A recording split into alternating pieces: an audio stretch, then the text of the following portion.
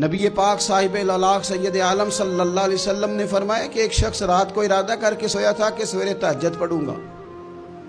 ایک تو وہ ہے جس کا ارادہ ہی کوئی نہیں، فجر پڑھنے کا بھی ارادہ ہی نہیں، سرے سے پروگرام ہی نہیں۔ اس کو پتہ چل گیا کہ ڈاکٹر نے کہا تھا 7-8 گھنٹے سونا ہے، تو اب وہ ٹائم دیکھ رہا ہے 2 بجے سو رہا ہوں، 10 بجے اٹھ جاؤں گا۔ اس کی بیچ میں نیند ہے، صحت ہے، ڈاکٹر کی تنبیہ ہے، پر فجر تو شامل ہی نہیں۔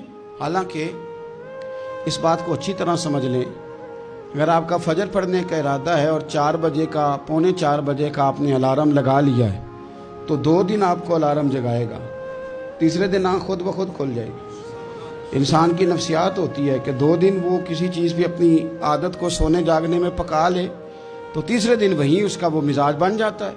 تو اگر نیت ہی نہیں، ارادہ ہی نہیں، پروگرام ہی نہیں، تو کیسے آنکھ کھلے گی؟ بلکہ پھر تو یہ ہوتا ہے کئی دفعہ آنکھ کھل بھی جاتی ہے، بندے اٹھ بھی جاتے ہیں پر اٹھتے ہی نہیں، نماز کا وضو ہی نہیں کرتے، آگے بڑھتے ہی نہیں، ہمت ہی نہیں کرتے۔ لیکن حضور کیا فرما رہے ہیں؟ کریم محبوب علیہ السلام فرمانے لگے جس کا تہجد پڑھنے کا ارادہ تھا لیکن نیند غالب آ گئی، اٹھ نہیں سکا۔ حضور فرماتے ہیں نیند تو اب اس نے پوری کر ہی لی ہے نا، پر ارادہ تھا تہجد پڑھنے کا۔ تو محبوب فرماتے ہیں نیند رب کی طرف سے صدقہ ہو گئی اور تہجد کا بھی اللہ نے ثواب عطا فرما دیا۔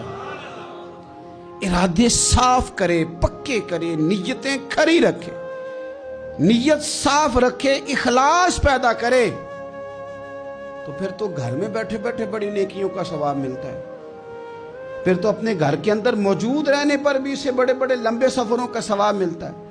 حضرت انس بن مالک رضی اللہ تعالیٰ عنہ فرماتے ہیں ہم تبوک سے واپس آ رہے تھے تو نبی پاک علیہ السلام نے فرمایا ہمارے کچھ بھائی ہیں بھائی جو بیٹھے مدینے میں ہیں، پر ہم نے جو گھاٹی بھی طے کی، جو سفر بھی طے کیا، وہ ہمارے ساتھ ہی تھے۔